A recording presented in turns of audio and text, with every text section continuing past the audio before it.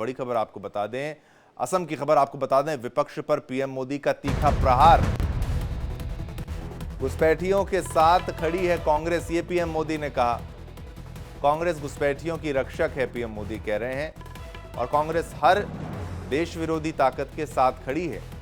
BJP घुसपैठियों के खिलाफ है, ये प्रधानमंत्री नरेंद्र मोदी ने कहा है। कांग्रेस पर हमला बोला है, विपक्ष पर हमला बोला है, विपक्ष पर निशाना साधा है। तो ये असम की धरती से देखिए, विपक्ष पर पीएम मोदी का ये तीखा प्रहार कि घुसपैठियों के साथ खड़ी है कांग्रेस।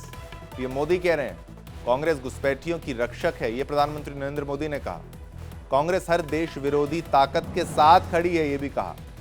बीजेपी घुसपैठियों के खिलाफ है, प्रधानमंत्री नरेंद्र मोदी का ये संदेश और एक जवाब विपक्ष को और खास तौर पर कांग्रेस को। कांग्रेस अपनी राजनीति के लिए हर ऐसे व्यक्ति, हर ऐसे विचार के साथ खड़ी होती है जो भारत विरोधी हो। अभी ऑपरेशन सिंदूर के दौरान भी हमने यही देखा। जब कांग्रेस सत्ता में थी तो पूरा देश आतंक से लहूलुहान होता था।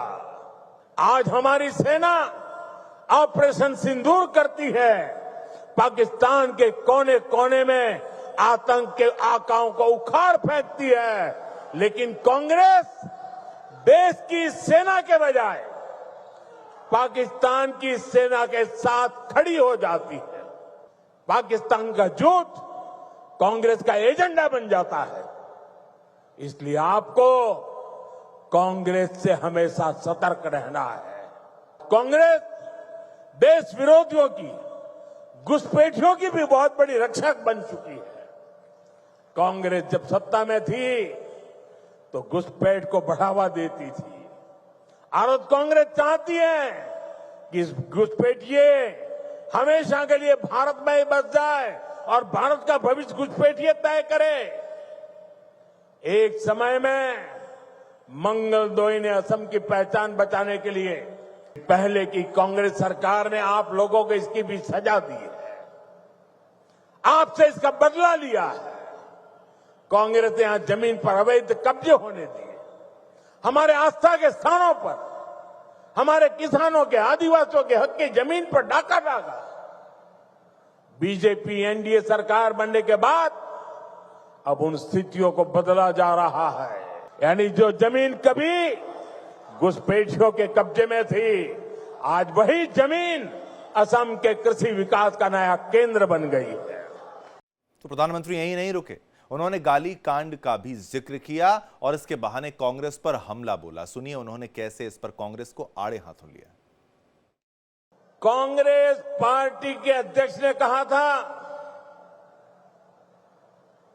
कि मोदी नाचने गाने वालों को भारत रत्न दे रहा है। मुझे कितने ही गालियां दे, मैं तो भगवान शिव का भक्त हूं, सारा जहर निगल देता हूं।